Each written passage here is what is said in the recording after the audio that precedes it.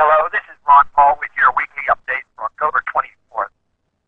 If you thought the Transportation Security Administration would limit itself to conducting unconstitutional searches at airports, think again. The agency intends to assert jurisdiction over our nation's highways, waterways, and railroads as well. TSA launched a new campaign of random checkpoints on Tennessee highways last week, complete with a sinister military-style acronym, VIPER, as a name for the program. As with TSA's random searches at airports, these roadside searches are not based on any actual suspicion of criminal activity or any factual evidence of wrongdoing whatsoever by those detained. They are, in effect, completely random. But first, we are told by the U.S. Supreme Court that American citizens have no Fourth Amendment protections at border crossings, even when standing on U.S. soil.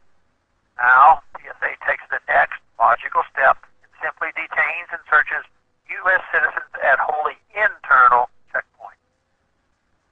The slippery slope is here. When does it end? How many more infringements on our liberties, our property, and our basic human rights to travel freely will it take before people become fed up enough to demand respect from their government? When will we demand that the government heed obvious constitutional limitations and stop treating ordinary Americans as criminal suspects in the absence of probable cause? The real tragedy occurs when Americans incrementally become accustomed to this treatment on the roads, just as they have become accustomed to it in the airports. We already accept arriving at the airport 2 or more hours before a flight to get through security. Will we soon have to build an extra 2 or 3 hours into our road trips to allow for checkpoint traffic? Worse, some people are lulled into a false sense of security and are actually grateful for this added police presence. Should we really hail the expansion of the police state as an enhancement in safety?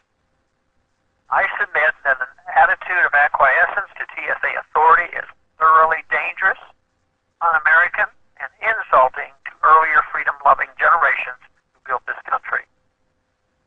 I am certain people will complain about this once they have to sit and stop traffic for a few extra hours to allow for random searches of cars.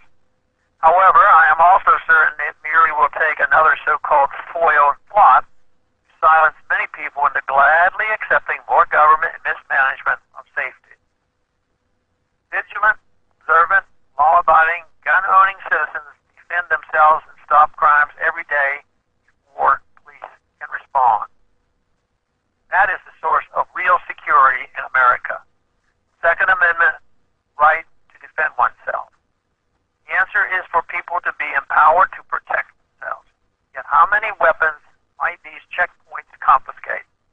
Even when individuals go through all the legal hoops of licensing and permits, the chances of harassment or outright confiscation of weapons and detention of citizens when those weapons are found at a TSA checkpoint is extremely high.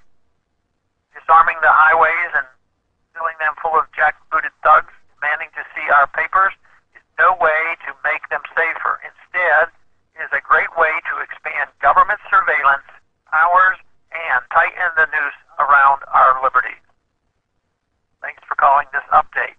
The new update is placed on this number, 888-322-1414 every Monday. The written text can be found on my website, www.house.gov.